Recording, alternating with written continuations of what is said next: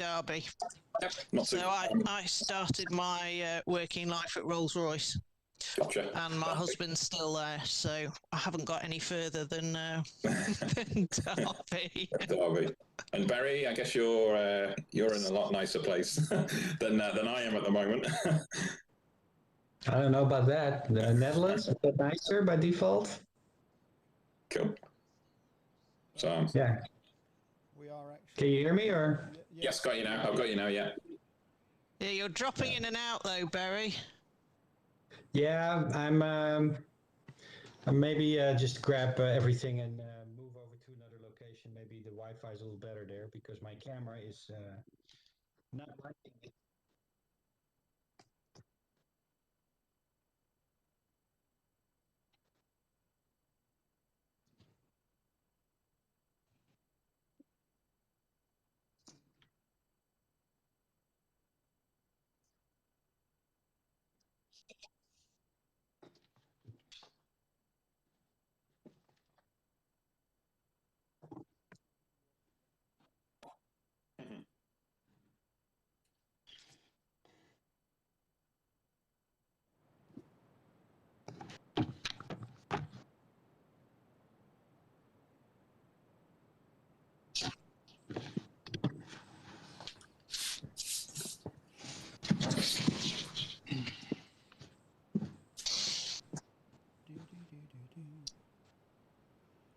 So I can see everything that's playing over here. I can see everything that's playing over there. We now have most people back online already, which is great. So there was no, apart from that one little Ingledew pressing the wrong button. I think it all went very smoothly. It went very well. We're not there yet. I hit the wrong button and yeah, it kind of went a bit south for me there. I had, you know, when you have one of those heart in mouth moments. You recovered it quickly, and that's the main thing. Nobody noticed. Yeah. Well, Barry noticed. They're nearly all back on already. Yeah, I did, but because no harm done. You were talking through me. It would have been worse if you were talking through Kieran. I'm not sure how to respond to that, so I won't.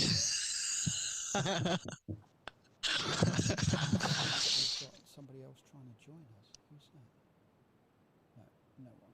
I'm being stupid. How many people have we got on, Mike? Well, it's hard to say from the stats that I've got this morning, but Claire's typing. Hang on.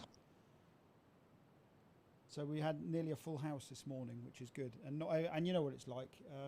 Facebook keeps freezing. Well, I can't do anything about Facebook, I'm afraid. So right, I'm going to hit the live button here in about now. So our faces are going to appear on Facebook and YouTube in a secondo. That's a first for me. So yeah, we are now live on Facebook and I nearly said something else then. Lucky I didn't. Right, let's make sure that this is right. I'm going to line us all up here. So we are lined up for the live session. Yep, we're live over on the portal. We are live on Facebook and we are live on YouTube. Hello everyone and welcome to those of you who are joining us on our social media channels this afternoon. You missed out on some great sessions this morning. So what we're going to do is this is our live panel discussion for the presenters this morning. Now, for those of you who didn't have the opportunity to join us for the sessions, I gave a live presentation on why we use XML, why we then therefore use in the integrated product support arena, why we use S1000D. And then we moved on to Kieran and Barry, who will introduce themselves very shortly, who talked about content as a business asset and specifically started looking at some of the challenges or the world around Formula One and why Formula One should be looking at things like simplified technical English. And I thought it was really quite interesting. And then if you'd have been on, you'd have got the blooper moment where Ingledew pressed the wrong button, and we started a commercial break halfway through Berry in the middle of all his glory. And then Mark, we did a pre-recorded presentation. I don't know what was about 4 or 5 weeks ago now, maybe a bit longer, right? Yep. Pre-second lockdown. So you're on YouTube but not streaming. I don't know what that means. So so we are now going to do a round robin kind of question and answer session, and I'm going to let Berry, Kieran, and then Mark introduce yourselves whilst I try and figure out what I'm being told here on Skype. So let's start with Berry, move to Kieran, then Mark. Introduce yourself, maybe also what you talked about in the presentation, a little bit about your company, and then we'll move into the questions that we've had. Sure, thank you. I'll start. Name is Barry Braster. In the tech pub industry for about 20 years now, of which 18 in simplified technical English, and we implement the simplified technical English through training, through dictionary building, through software. Our tool is called HyperSTE, and Kieran and I, or at least my portion of the presentation was about what steps are necessary to implement, because it's not just about software, and what things to reckon with within the organization. What does it all entail? Yeah, I'm happy to answer any questions on that. To you, Kieran. So my name is Kieran Dodd of Kieran Dodd Training, and I have been delivering training in simplified technical English since 2001. So like Berry, quite a long time spent looking at the STE specification. So my part of the presentation was a little bit around content and why STE sits so beautifully with content as a business asset. And I'm really interested in some of the questions that have come in, and I think I'm also interested to explore with Mark more about STE in BBMF. So I'll hand over to you, Mark. Thank you, Kieran. Thank you, Mike. So, yeah, Mark Wilson. I hope you enjoyed my, I'd like to say short and brief and succinct presentation this morning, but I believe it probably went on a little bit longer than myself and Mike first envisaged. But hey-ho, it's a good news story. So Mark Wilson, I'm representing Kinetic at Boscombe Down. So we are very much overhauling the Battle of Britain Memorial flight technical documentation, focusing at the moment on Spitfire, Topic 1, Aircraft Maintenance Manual, and Topic 3, illustrated parts data. So it's a challenging program. It's certainly not a case of converting 1940s technical data into modern S1000D format, which can be accessed on an IETP. That's certainly what we thought it was going to be at the beginning, but after the number of scoping and pilot studies that we conducted, we soon realized that a lot of that technical data doesn't actually exist in any tangible format. You have to go to the general assembly drawings, the basic engineering, some of it on parchment paper, literally, to be able to collect that data, to check its accuracy and its authenticity, and then move it then into the S1000D environment, into a CSDB. So yeah, look forward to some questions. Yeah, so thank you, Mike. Excellent. So yeah, Mark, I think we recorded it about 5 or 6 weeks ago at Boscombe Town. Well, we actually did it in 2 steps, right? We went up to Coningsby, and then we got the nice footage, and then we, no offence to anybody who lives in Boscombe Down, then we went to Boscombe Down where we actually did the interview itself. But yeah, I think that they were great presentations this morning. Certainly we've had some really interesting discussions kind of virtually around that. Just for anybody who doesn't know who I am, I'm Mike Ingledew, Managing Director of TDW. I put together, along with a small team and my wife, we put this together, this event. Normally we would meet in just outside Bristol, a place called Congresbury, and get our annual get-together, but unfortunately this year, due to COVID and all of those wonderful things, we have had to go for virtual events. So The event this year, we've attracted about 460, 470 delegates over the 3 days, and we're being supported by most of the leading vendors in the, if we like, the focused structured information, aerospace and defense market. And those booths are open to everybody who wants to go and have a look at them on our website. So you don't have to be coming to the conference to view the booths. So head over to TDW-Live.com and you can go and have a look at some of the booths. We've got some brilliant adverts. I can't play them on YouTube because then we have to declare that it's all sponsored and we have to declare that it's all paid for, and I really can't figure out how to do it on a live stream. So I'm not even going to put myself in that stress position. So yeah, go over and have a look. The reason I say that is lots of the vendors have put together some white papers, some webinars, some free software trials, some templates, lots of great things. And also a couple of the vendors have put together some really nice interactive booths. There's one that's got a complete virtual reality hall that you can go and have a little look at and have a little walk around. So the reason I keep spinning around is because we are live broadcasting right now to obviously YouTube, although I hear that Facebook's having a problem. It says it's working on that machine, but clearly Facebook wants to have a bit of an issue. But you're on YouTube. And we're also broadcasting to our TDW Plus portal, which is where all the delegates are that attended all of the presentations this morning. So welcome wherever you are. Feel free to ping us any questions. We have had some questions already.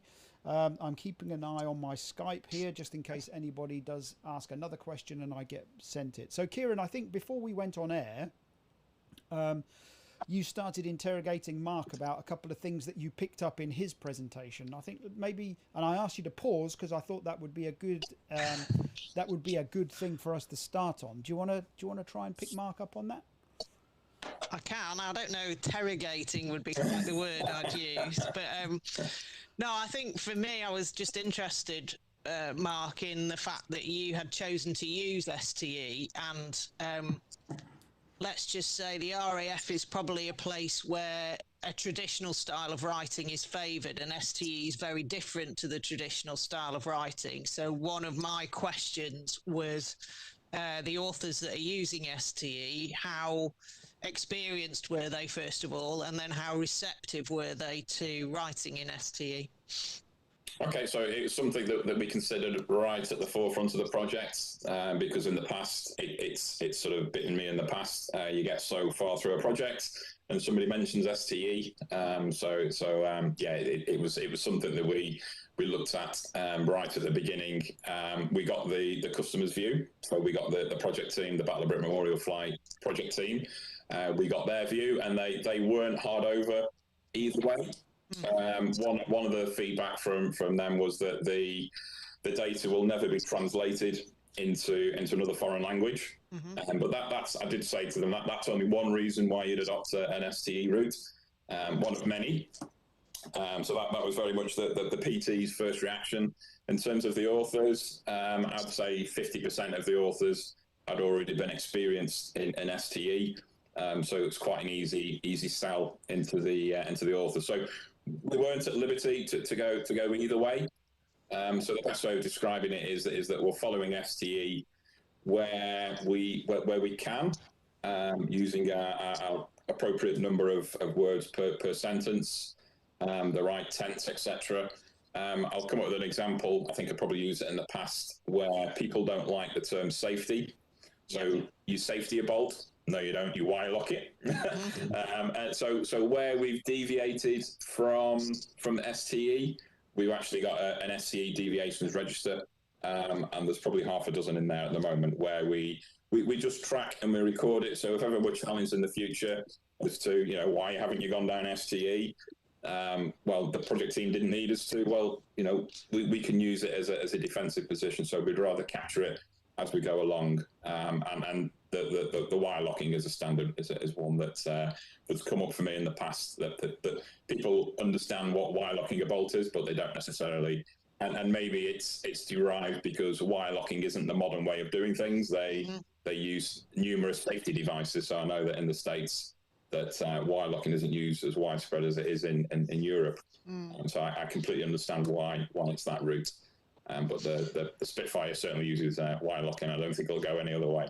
So no, I think that's right, and I think what you've highlighted there is that there is I think a misconception that STE is like a straitjacket for authoring, and you have to follow it slavishly, and you don't have any flexibility. And I think that's what puts a lot of people off. But I think the point you made in your presentation is that the fact that you've registered it, and then you can make sure that you use that term throughout all of the aircraft. Yeah.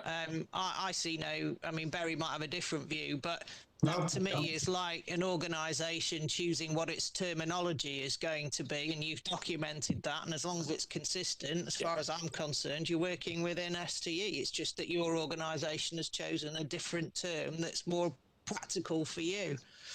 Correct. Yeah, I agree with that. And it's about one word having one meaning only. And if it has a very clear definition and it's used consistently, then really absolutely no problem. STE is a guide. It's not the ultimate truth. It's a guide to get you from A to B. And if there are other ways of getting there, then by all means, it's absolutely fine. So I've just been told one comment that came in is, Mark, how do I get involved and work on these wonderful aircraft? So you know, I think no, I was lucky enough to go up there, which was great. So I'm going to go through some of the questions that we've had, and then maybe we can have a little bit of a debate and discussion. Some of them are going to be specific to you guys for your individual presentations. Some of them might just be general discussion points, because I'd like to get Barry's opinion on a couple of things as well. So I had a couple of questions around developing business cases. Some people are one was specifically trying to develop a business case around purchasing software. And the other one was trying to develop a business case around implementing structured languages along with STE. And the question was, is there, or do there exist anywhere any kind of materials that can help support a business case for the adoption? I guess, Mark, you must have done so. I know that your imperative was something slightly different. I think we talk about it that yours was more retiring skills, safety critical. You had old information. Some information didn't exist.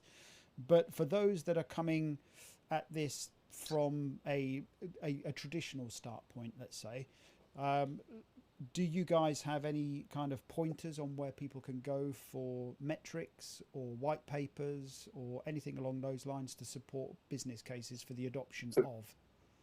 If I could just chip in there then, so yeah, very much sort of going back 3 years now, is that we realise that it's got to be affordable.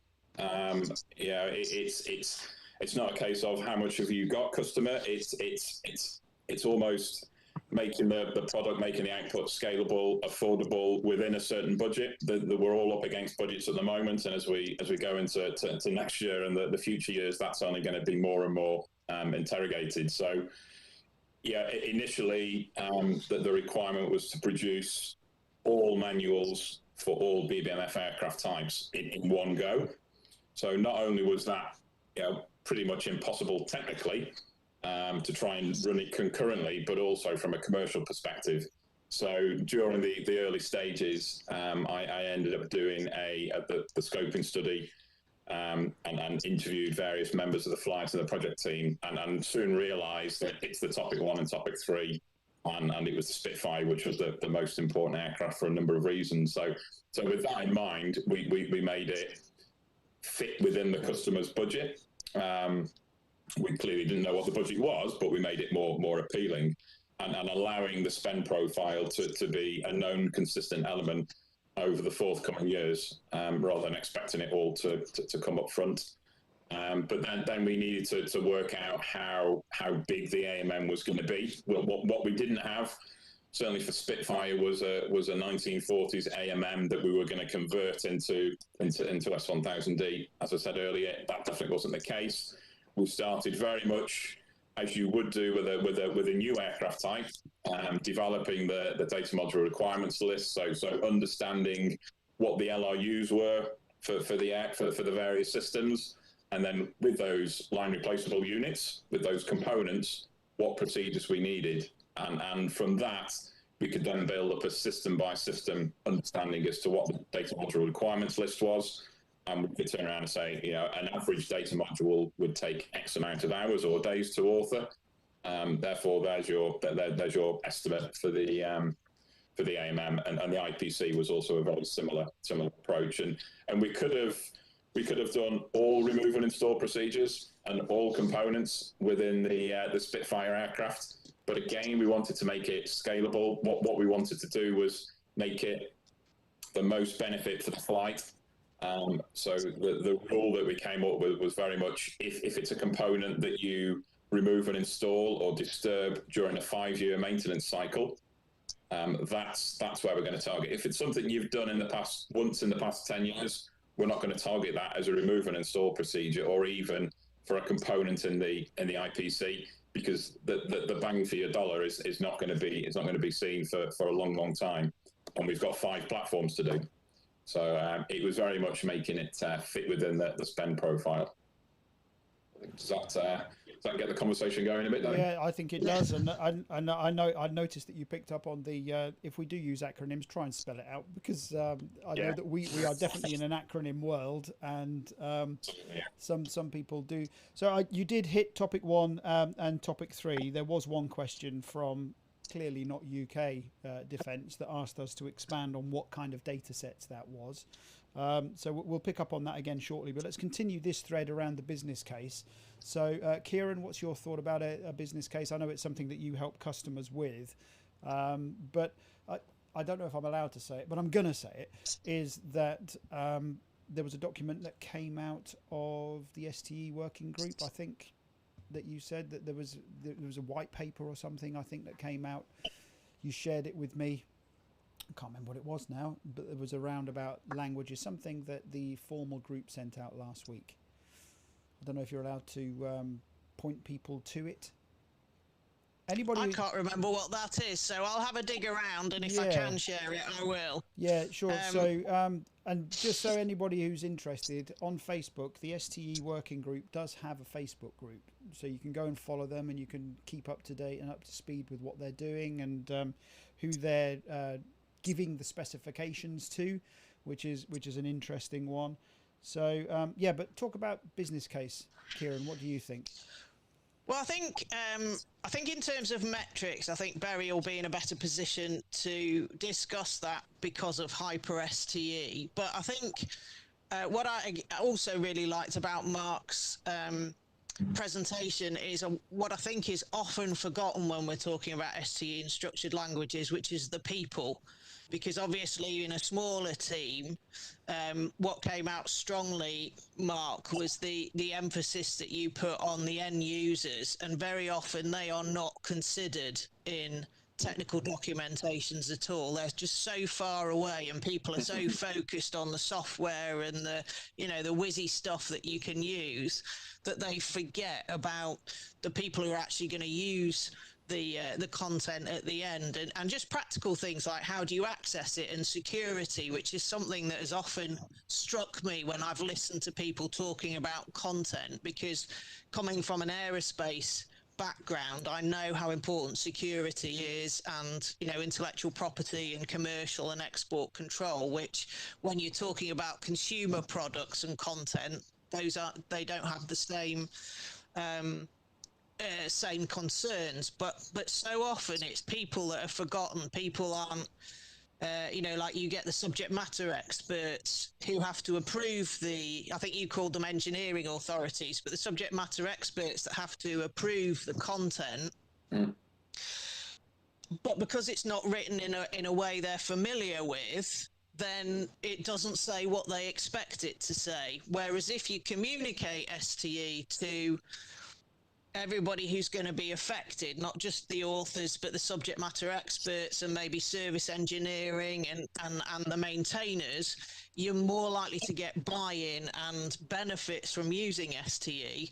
So for me, very much, and we did a presentation on this a year or two ago at TDW-Live, implementing STE should be like any other change process where you identify the stakeholders, look clearly at why you're introducing STE in structured languages, consult all the people who are going to be involved, including the budget holders, because very often people want it to be affordable but think it's going to be cheap because it's writing, and it's not. It's change like any other, and I think that's very often overlooked and not valued when you're doing something like it. And so what, again, I really liked about your case study, Mark, and in terms of metrics for the questioner, look for examples of case studies. You know, I'd love it, Mark, I'm sure you don't have the time, but if you could write a case study of the process that you've gone through, that would be amazing for my point of view, because you'd have something tangible to look at. But I know, Barry, I think you've got case studies, haven't you, that you can point people to?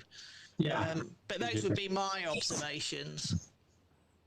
Yeah, we offer free business cases analysis, which basically means we ask companies or people to send us over some sample documentation after signing a non-disclosure agreement, of course. And then we ask them, what are the goals that you're looking for? Is it and outside aerospace and defense, where STE is, I would say, used 60% out of 100%. So it's actually more in use outside A&D these days than it is inside aerospace and defense, because they see STE as a great basis for solving their own specific problems, whether it's for translations, which really is hardly ever the case anymore. Sure, we want to be able to save on translations, but it's mainly the main reason we hear these days is we want to basically write for a global audience. We want to improve our content. We see content more and more these days as a good business asset. We know it's going places. We want to engage more with our customers. So not just business to business, but business to consumers. And content is an important aspect. And so these questions is important, because then we analyze their content and say, okay, well, this is what you need to do in order to get there, which is really, like I mentioned during the presentation as well, it's not just about software. It's just like if you buy an S1000D CSDB, it's just not about that database. Also, it's about your processes, your breaks, your rules, there's so much else involved. And you know, simplified, we already mentioned during the presentation, is this is not a simple task, or at least not as simple as people think it's going to be. We'll buy a tool that will help us comply, we're done. No, that's not the case. People need to be involved throughout the organization. And so we offer complementary business cases, so we can say, okay, well, we analyze your data based on your specific KPIs, key performance indicators, Mike, and then based on that, we give them an analysis and say, okay, well, here it is. How do you want to take this further? So. But like you said, Karen, it's also very important to look at all the side aspects. You know, like the subject matter experts, they need to be involved. Otherwise, they're just going to put their foot in front of the door. Yeah, exactly, and be like, well, this is not what we call it. We don't call it safety something. We call it something else, and then you're going to get a totally different side discussion, which is really not relevant. It's about the business case. So yeah, that's my 50 cents. I think Kieran made a good point. I'm trying to turn my microphone down because somebody's saying there might be a little bit of feedback somewhere. But the S1000D environment, it's very hard to quantify where the ROI is. We can all see where the investment is, all the stuff that Mark just mentioned, you know, defining our DMRL, buying our software, investing in the skills, investing in the infrastructure, breaking down our information, buying the specific domain tools, whether that's production, whether it's management, whether it's deployment, whether it's validation, as Barry just mentioned with Brex. You know, that's clear, and we can see that, and we can see that I'm going to have to spend a chunk of money here.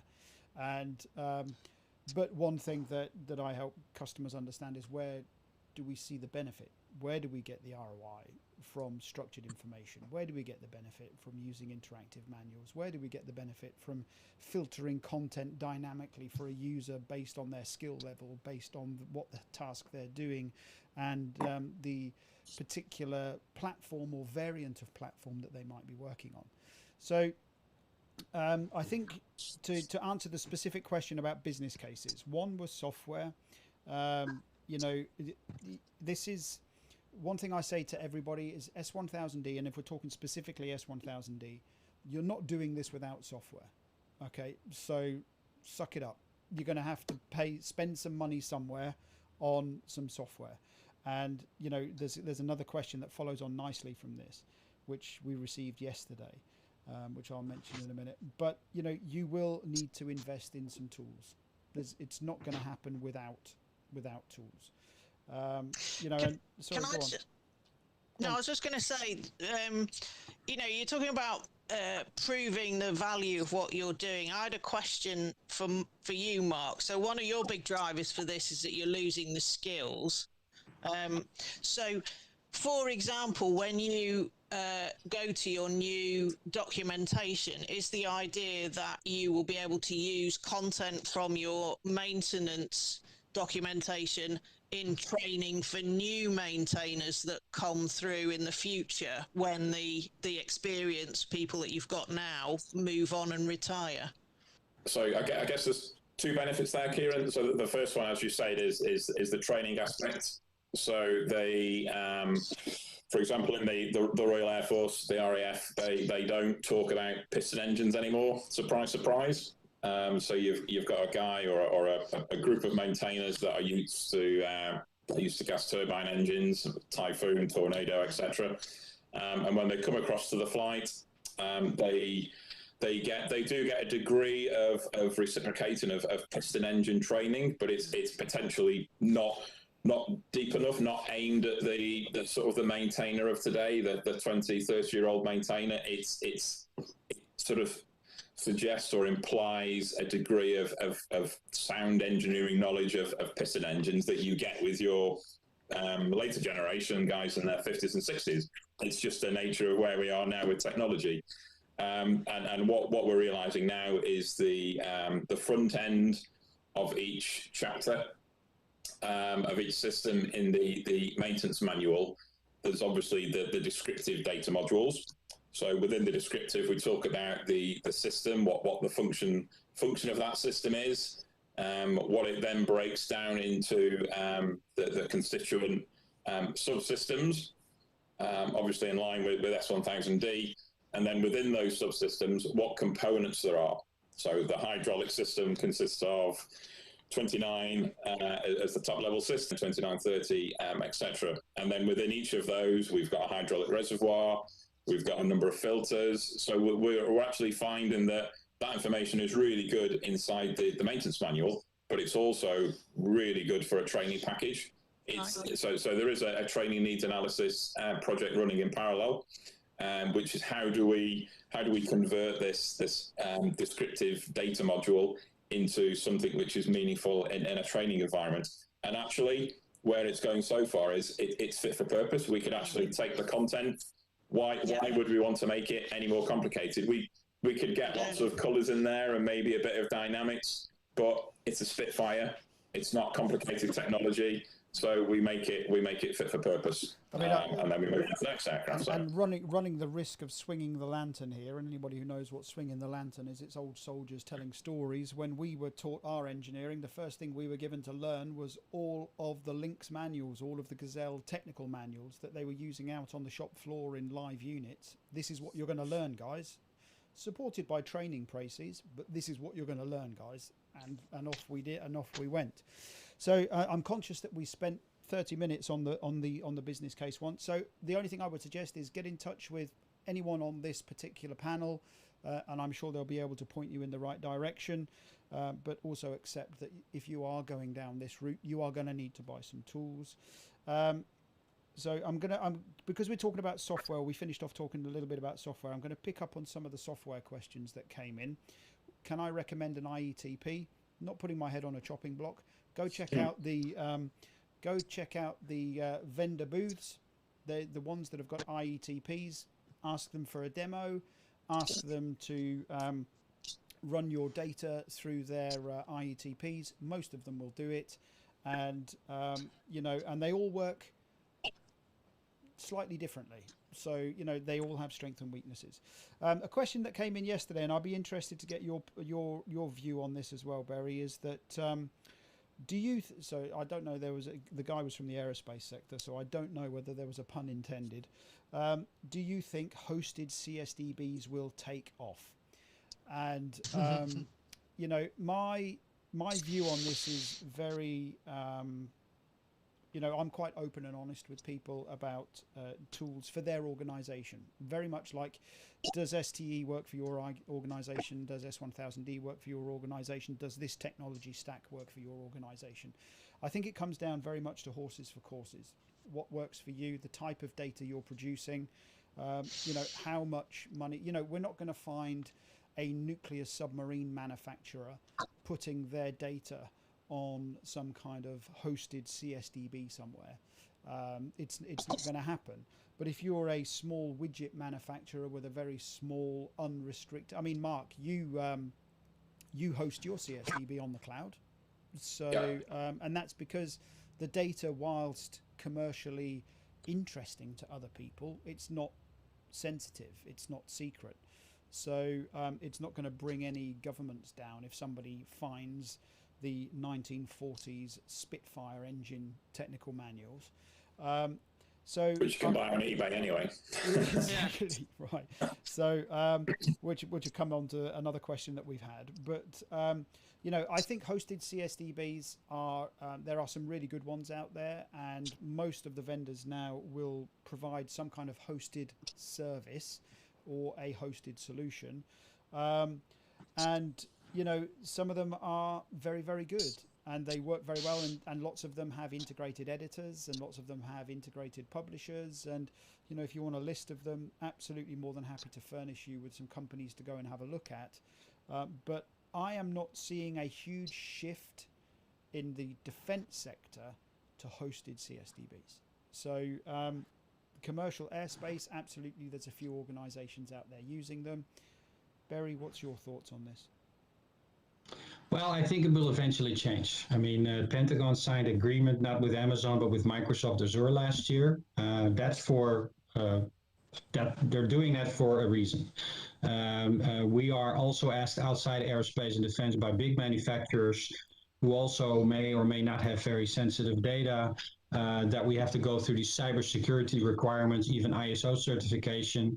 Microsoft, I know, has certain tiers already, certain levels that they meet. So eventually, I think it's going to go there because it's simply more cost effective, it's easier to deploy, it's easily scalable, and it's a lot cheaper. Whether we're going to be able to do it now is, of course, another question. So we offer both on-premise as well as cloud subscriptions. In the cloud subscription, we actually just check STE against the rules, and then there's a dictionary that is company specific up there in the database. That's it. So we do not store any data. So any of the content that people write is not being stored at all in the cloud. So we're still quite sensitive of that, and in practice it just works better that way. So so I do see it going to the cloud at some point in time, but you know, agreements need to be made with certain cybersecurity requirements you're going to have to meet, with certain ISO certification you're going to have to meet, and which companies, like whether it's Amazon, Google, or Microsoft with their specific products, they're all going to have to meet very, very, very strict requirements. So so maybe not now, but it's coming. I agree. And, you know, a couple of years ago, I mentioned Alfresco. We all know the Alfresco tool. That's got DoD, I think it's sensitive clearance. It might even be secret clearance to be used. In the UK here, the UK MOD has something called Cahoots, which is a collaboration tool, which is used government-wide, which is up to sensitive, I think. I think it's... Yep. Yeah, so it's up to sensitive, and I know, Mark, you're intimately familiar with that because you looked at it. So from a CSDB perspective, I'm not seeing a huge shift, which is the specific question that you asked. So that being said, UK MOD, Vision, Cloud, they're trying to put everything in the cloud if they can. So, and Team Defence Information have put lots of papers together on that. They've got lots of working groups on that. Go and join those specifically. So, Mark, one for you, and I think you might have mentioned it again, but I'll do it again just to be absolutely clear. Topic 1, topic 3, what information and data sets are you talking about when you mention topic 1 and topic 3? I thought we mentioned it in the presentation, but maybe just clear that up. Yeah, I can clear it up, and I'll try and avoid as many acronyms as possible.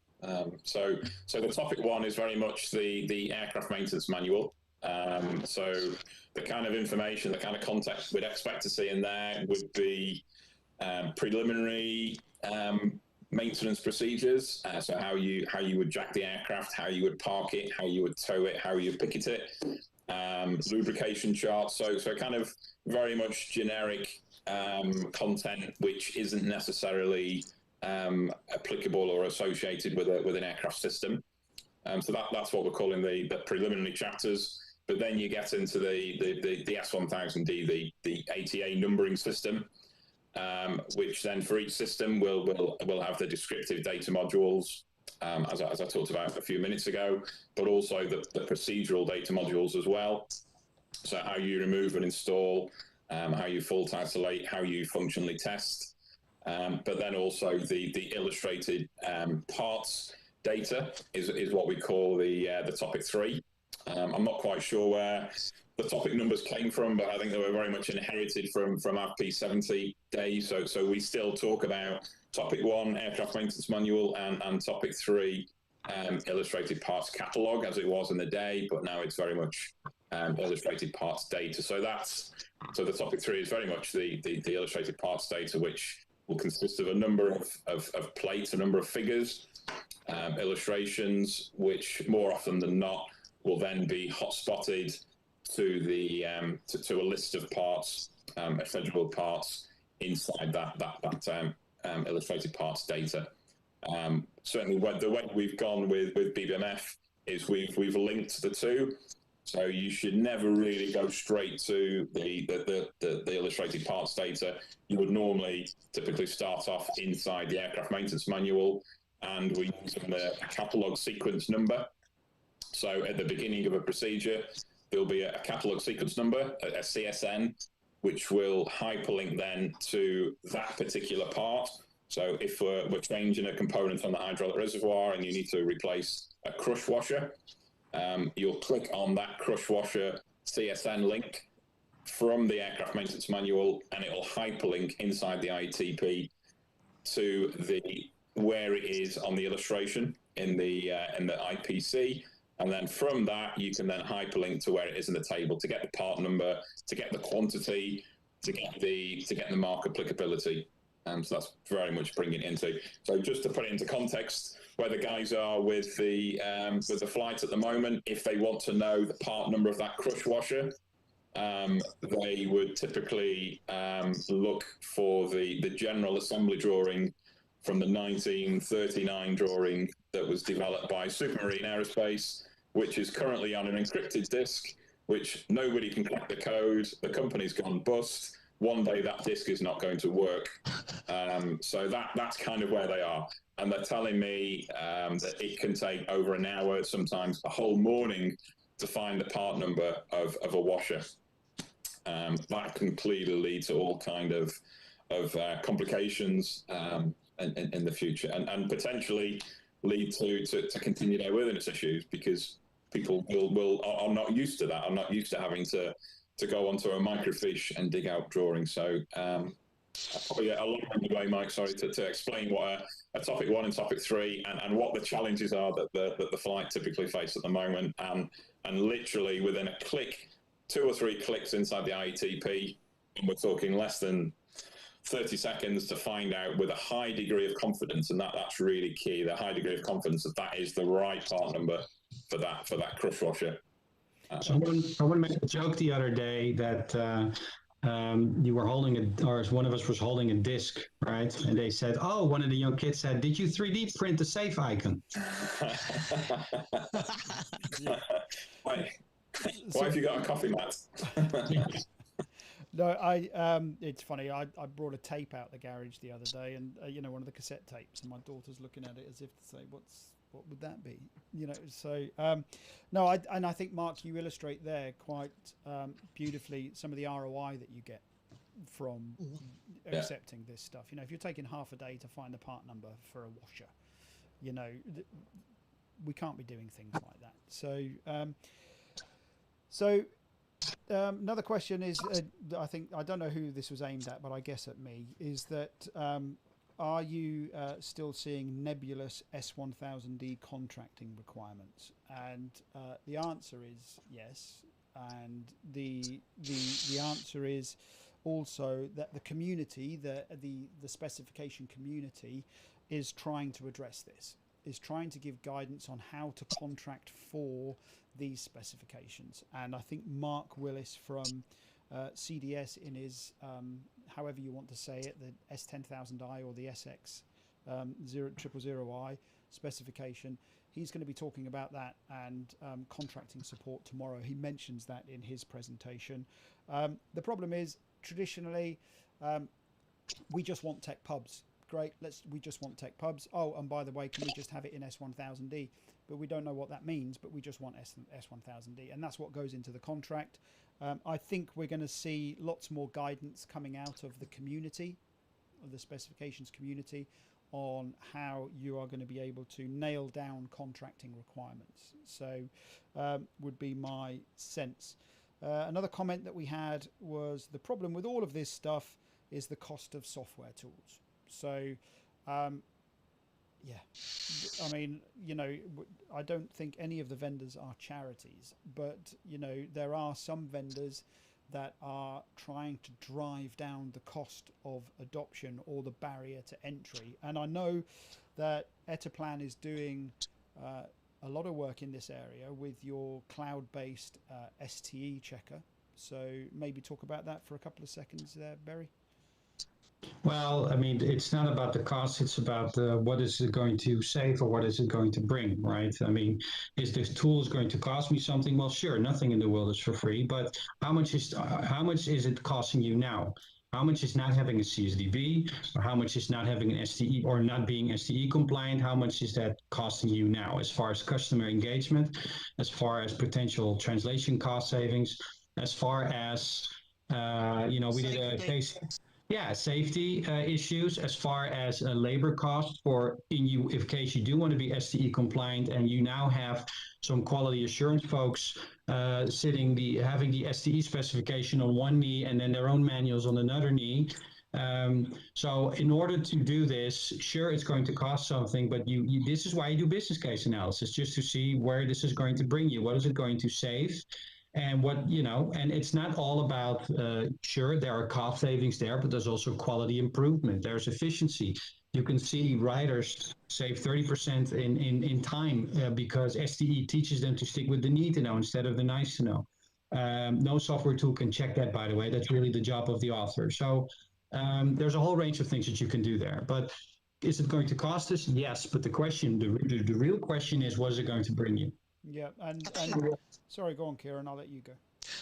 Well, I was just going to say, I think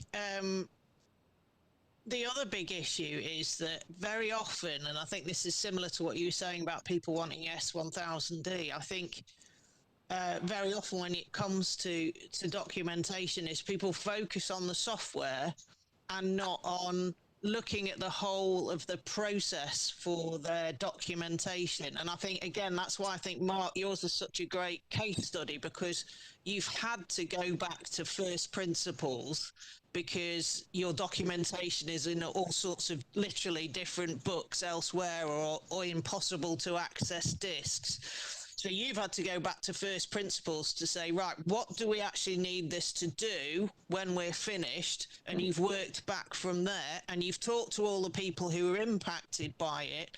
So you can actually say to, you know, your stakeholders, well, we're going to do this because, we're going to do that because. And for me, very often, when it comes to talking about STE or writing, and I would imagine software is the same, people kind of get swayed by a piece of software and its whizziness without actually looking and saying, what do I need it to do? And analysing, okay, as you've done with the IETP viewers, are these actually going to work in our environment? So they end up paying twice for software or having to do workarounds because what they thought they were getting doesn't actually do it, and then they have to patch in other pieces. So for me, I think there's a lot of education, which is what Barry I think is saying, and what you've actually done is you've got to go in and do the analysis, and often people don't want to pay for the analysis. It's the same with training analysis, but actually that's what you have to do to get the right answers for your software, so you're getting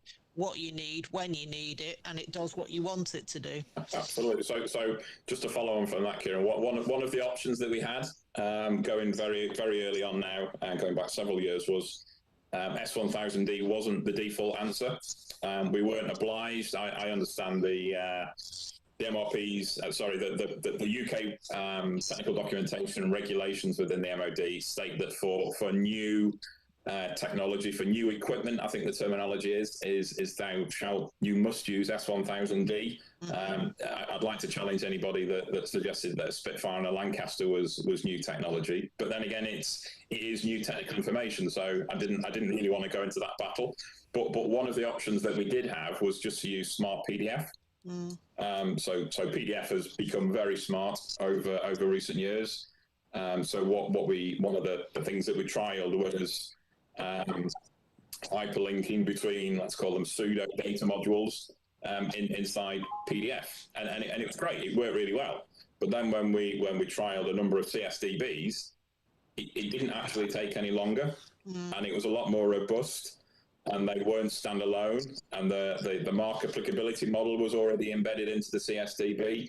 So yes, using PDF would have been there wouldn't have been that initial upfront cost of the CSDB and the cloud hosting, as you said earlier. But when we sort of extrapolated that over a number of years program, it kind of diminished. And yes, they are upfront costs, and yes, the CSDBs do have associated maintenance costs, but they are worth every single penny, because with maintenance costs, you typically get the support thrown in as well. And I can't put my hand on how many times we've contacted our CSDB vendor and say, could you just make this tweak for us in the style sheet, or something's not quite working for us in the Brex, and the next morning I log in and it's rectified. So that's what you get. It's not just the initial upfront, it's that maintenance fee as well. So again, I am denied whether we actually needed the maintenance. We're buying an off-the-shelf solution.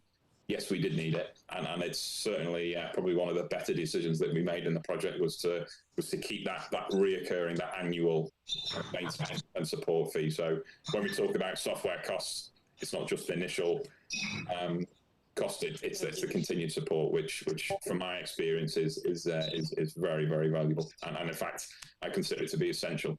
Yeah, I mean, on my training courses, I give some use cases and some case studies, and one of them is a company that decided they didn't want a CSDB because it was too expensive. They delivered their data to the customer, who then rejected it, who then gave them financial penalties on missing contract delivery times, which would have more than paid for a CSDB. And so lots of that going on. We have just had another question in, which I'll tag on very, very shortly. So yeah, software tools cost, but we have to accept that there is. I think a couple of years ago I did a presentation on the Army links and how much we could have saved over the life cycle in terms of if we'd done technical information right, and just even made a tiny percentage efficiency gain to maintainers about how they access information, how we maintain information, how we deploy information. And it worked out, I'm going off the top of my head, I think over the life cycle of the links we could have bought an extra 67 links or something ridiculous. It was a ridiculous cost saving. So Mark, another question for you. It seems that you were the hot topic of the day. So how do you know how the commercial operators of the Spitfires are using technical manuals? Are they going to be using your technical manuals? So one at a time. Then I guess there are lots more commercial operators of Spitfire than within the Battle of Britain flight. So we've got 6 aircraft in the Battle of Britain flight. I believe there's in excess of 350 Spitfires worldwide. Are they using a similar content that we are? No. I very, very much doubt it. Certainly the Spitfire operators in the UK are not. They are using the traditional, dare I say, the encrypted disk that I referred to earlier, the general assembly drawings, and they are relying very heavily on their old and bold. I guess the difference between the commercial operators and the Royal Air Force and the Battle of Britain is that the commercial operators don't have the issue that the Air Force has, is that Sergeant Jones that was been on the flight for the past 25 years is now replaced by another sergeant who's just spent 10 years on Typhoon, and he comes across and he expects it to be an IETP as he had on Typhoon. They're not going to have that problem yet. I think eventually the time will come when that sort of through natural attrition that generation of maintainer naturally moves on. So I think the answer to the first question is, are they going to use ours, or what do they do? Well, I think they do what the flight currently does and has been doing for the past 35 years. Are they going to use our technical content? So the depth maintenance organizations that conduct the depth maintenance. So this is the kind of maintenance that isn't done at the flight, at the squadron. It flies off to various places in the UK to have wing removals, to have major overhauls, to have major services done. They will be asked to use the technical information that's been generated in the IETP. So it's a kind of a double-edged answer, is that the depth maintenance organisations will be obliged to use our manuals. Will they then use it to maintain their aircraft? No, they won't, because there'll be caveats on the front of our technical information that says this information is cleared only for use on the Mark 2, 5, 9 and 16 aircraft, tail numbers X, Y and Z, operated by the BMF flight. So they will not be permitted to use that technical information because they haven't paid for it. Excellent. Well, let's make them pay. So there's one more for you, Mark, and then I've had a couple of emails in. So I'm going to ask you this one. I'll let you talk to it. So given that you've got, I guess this is based on, given the fact that you've got some old beards, you called them, or grey beards, how have your users responded to the changes in the technical publications? So we're still very early on. We, as Kira mentioned earlier, we've got continued engagement with the end users. There's only at any point in time 30 to 35 maintainers at BBMF, so it's quite a small community in one hangar. Sort of we're talking 6 teams of 5 that look after all the aircraft, and then some supervisors that sit in the office and drink tea. So how was it received? Well, again, by the younger generation, it was received with a little bit of reservation by, we don't like that particular IETP viewer, because every time we click on this, we expect to go to make safer maintenance, but it sends me to jack in the aircraft. And I go, well, that's nothing to do with the IETP viewer, guys. That's the technical data that's underpinning. It's the information that's wrong. It's got the wrong link. Oh, right, okay, but that's my experience of IETPs. Well, okay, let's work together. Let's work together as a team to make sure that we don't have those mistakes in our, or those errors in our IETPs. So that's very much the generation that's already been exposed to IETPs. In terms of the sort of the grey beards, mixed opinions. They're almost, initially they were, why do we need this? But if we go back to the example of the crush washer, well, they need it because it's going to stop a young corporal tapping them on the shoulder every 5 minutes saying, where do I go and find this part number? Where do I go and find the installation diagram for the hydraulic reservoir? So we've sort of turned it around in that benefit to say, you're not going to, your day job is going to become a lot easier now because you're not having that high reliance on your knowledge, which is in your head. It's actually laid down in a configured and controlled manner that everybody in the team can get to. So it's not privileged information, it's information that everybody's got the same.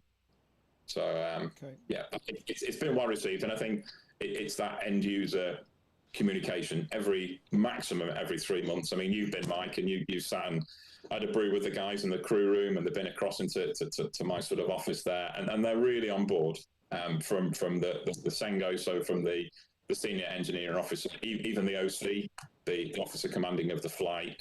He's really brought into this because he can see the long-term benefits for the flight. And I'm even talking with the squadron leader, the OC there, the officer commanding, regarding hardware, how we can integrate the ITP viewer into certain hardware that he's actually going to distribute to his aircrew as well. So we're having that kind of language at the moment, and it's just those certain touch points at the right level of the customer.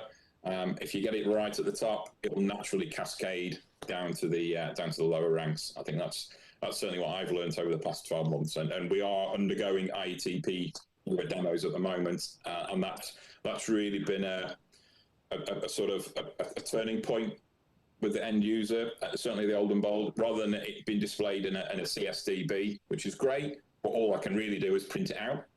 I'm actually showing them what it would look like with hotspots, what it would look like in an end user environment. And within the next couple of weeks, I'm going to walk into the hangar with some Surface Pros, with the ITPs on there, showing them actually, do you want it in a Surface Pro? Do you want a ruggedized laptop? Do you just want a standard laptop? That's that sort of thing. So it's continuously understanding people's needs, people's experiences. So it's been a challenge, but good fun. I think we're there. I think you're doing it exactly right, involving the end user at every level. It makes absolute sense. So one last question that we did get in, and I've left it to the end because it's UK MOD specific, and I've asked the man who knows. So is STE now mandated or accepted by the UK MOD? So I've asked the man, and he messaged me back, and I will redact some of what he said. So essentially, it's not mandated. Okay, some projects do use it, and then I'll redact the next sentence. And there are instances of projects using it when dealing with foreign OEMs. To prevent ambiguity and misunderstanding. So the cut and thrust of it is that it's not mandated by the mod. And then we had a second question in that I'm just going to, which ties into that because this is from mod as well. So this is for you, Mark. Did you find it difficult to get MOD buy-in to use STE and S1000D? Well, I think S1000D is, you've already mentioned, is kind of, it's expected as the norm now. I'm trying to put together a case for STE in particular with my technical publications where the JSPs or policy you had to, sorry, I'll start that again. Were there any JSPs or policies you had to adhere to? There may well be, but none that we came across. It was actually, I think, as Barry suggested earlier, it's there very much as a useful. I wouldn't see it as a barrier, as an obstruction. I'd see it as a means of getting consistent terminology, so everybody understands what check means, everybody understands what operate means, because they can have different meanings. So using that as using the STE dictionary is a really powerful tool. So I didn't find myself in a position where I had to justify using STE. It was almost the natural route to go. We're not hard over, as I said earlier, where we deviate from it, and we are allowed to deviate from it, but we're finding that very, very few and far between. And it's there for consistency. So where we are at the moment, and we have been for most of 2020, our authors are scattered across the south of the UK. Normally, they'd be co-located at Boscombe Down in an office where they could compare and contrast and ensure consistency. STE's really helped us in the COVID environment by what I've got now. I've got a bunch of authors tens, 100 miles apart from each other, and actually what I'm seeing is a consistent approach. Now that's not because of cross-fertilization in the office. That's because STE has helped us get to that point. So I would almost see it as a natural way to go. but not go in as hard as you've got to be constrained by every single rule in there. It's easier to. I actually find that it's easier to stick with STE than it is to deviate from it. Can I have that in writing? Sorry, Well, it's on YouTube Can I have now. that in writing, Mark? It's Because on YouTube, Kieran. You can just point people at YouTube now and say, "Look, this man said it."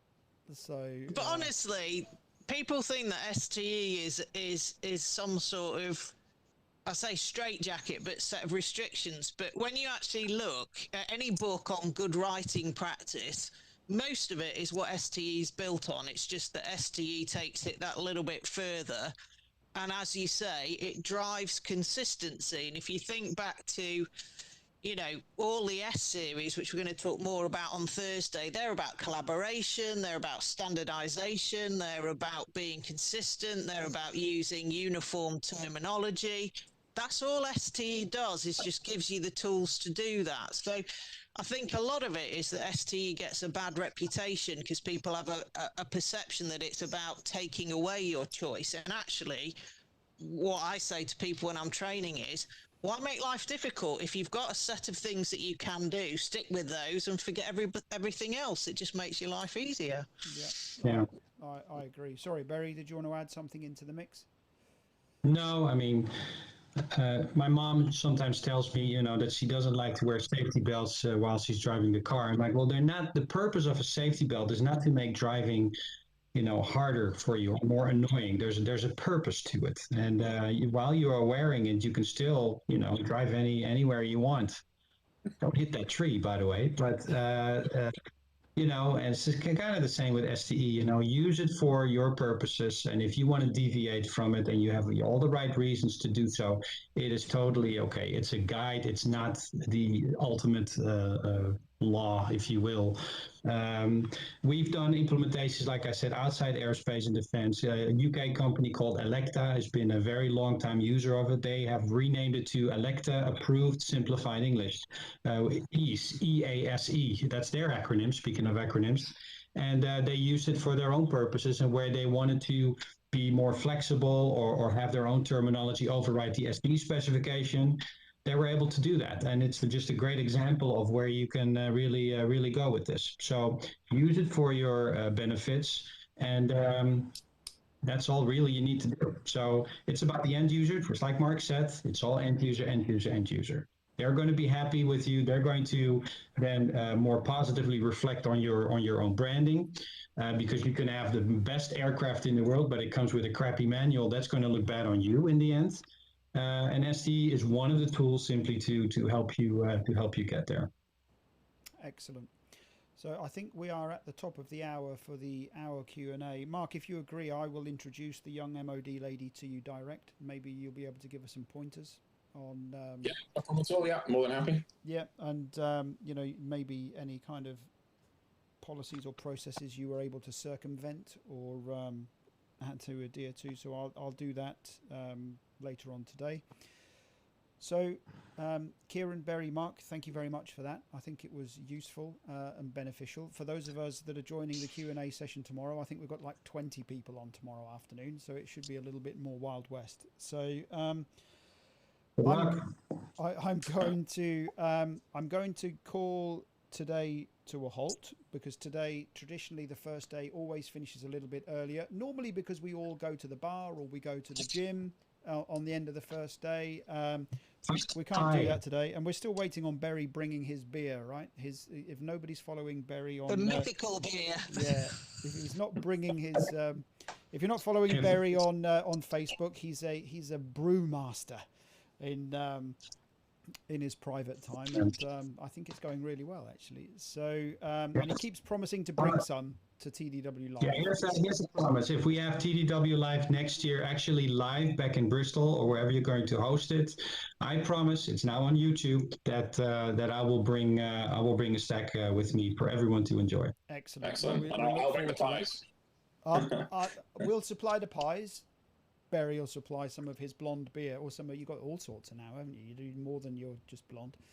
So, so everybody today, thank you very much for your, I know it's been a bit strange, but we've managed to at least have a Q&A panel. We've done a little bit of live. We've done a little bit of pre-recorded, which has worked, I think has worked well.